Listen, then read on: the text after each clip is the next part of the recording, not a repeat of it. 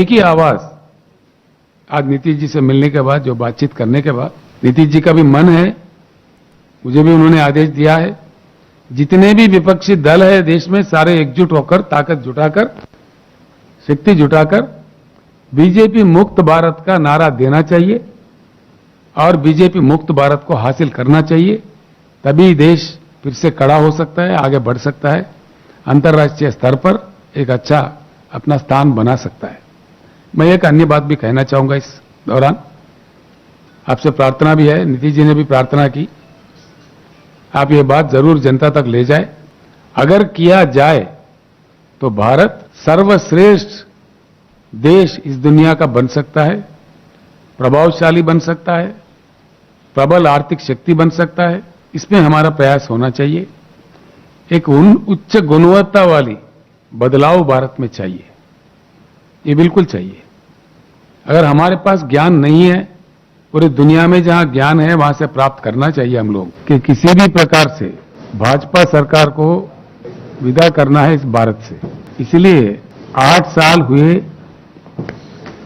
नरेंद्र मोदी जी प्रधानमंत्री बने हुए हैं, हर चीज में, हर सेक्टर में देश का विनाश हो रहा है। देश के हर वो आदमी परेशान है, बेहाल है, in any of the sector of the country. वो चाहे पानी का हो, बिजली का हो, खेती किसानी का हो, दलित वर्ग का हो, पिछड़ा वर्ग का हो, महिलाओं का हो, किस चीज का सुधार हुआ है इस देश में? अगर किसी का भी सुधार हुआ होता तो देश का यह हालत नहीं बनता। डॉलर के प्रति रुपया का इतना गिरावट, मोदी जी से पहले 14 प्रधानमंत्री रहे, किसी भी समय इतना बुरा गिरावट नहीं हुआ जो आज हो रहा है। पहले ब्रेन ड्रेन होता था, हमारे पास मौके नहीं मिल रहे थे तो ब्रेन ड्रेन होता था, विदेश में लोग चले जा रहे थे, हमारे बुद्धिजीवी। आज जिस प्रकार का नीतियां बन रहा है उसको लेके कैपिटल ड्रेन हो रहा है, सारा ही पूंजीपति भाग रहे देश से, देश का बड़ा बुरा हाल हो रहा है।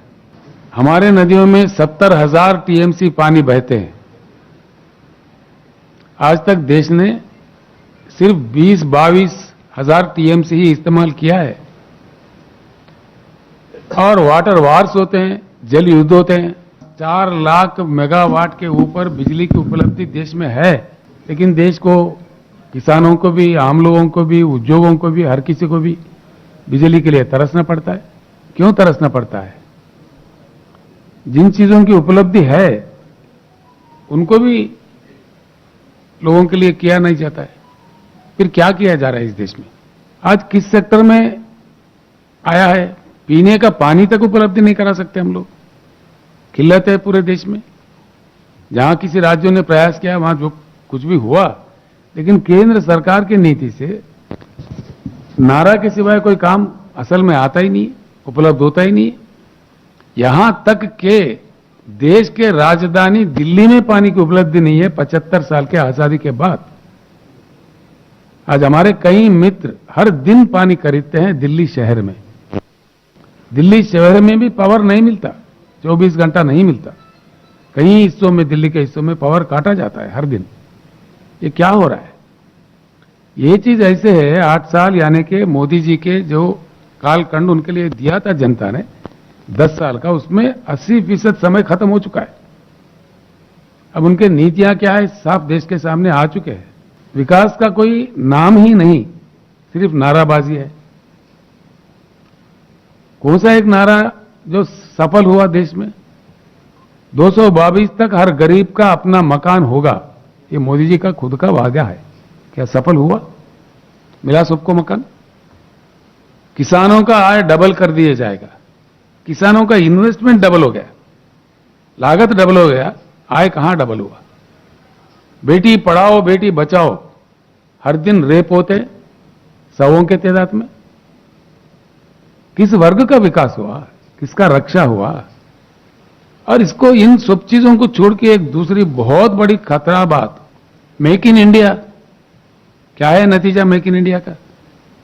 हमारे बच्चे जो पतंग उड़ाते हैं उसके मांझा तक चाइना से आता है। नाखून काटने का नेल कटर तक चाइना से आता है, शेविंग ब्लेड तक चाइना से आता है। राष्ट्रीय ध्वज भी हमारा तिरंगा चाइना से बनाया हुआ इंपोर्ट करते हैं। कहां गया खादी हमारा? हमारा बुनकरों का क्या हाल है? क्या हो रहा है? फिर मेक इन इंडिया किधर गया? उसका क्या नतीजा निकला? सही सवाल अगर हम अपने दिल से पूछे, हुआ कुछ नहीं है, विनाश ज्यादा हुआ है और आगे बहुत बड़ा खतरा इस देश के लिए खड़ा हो।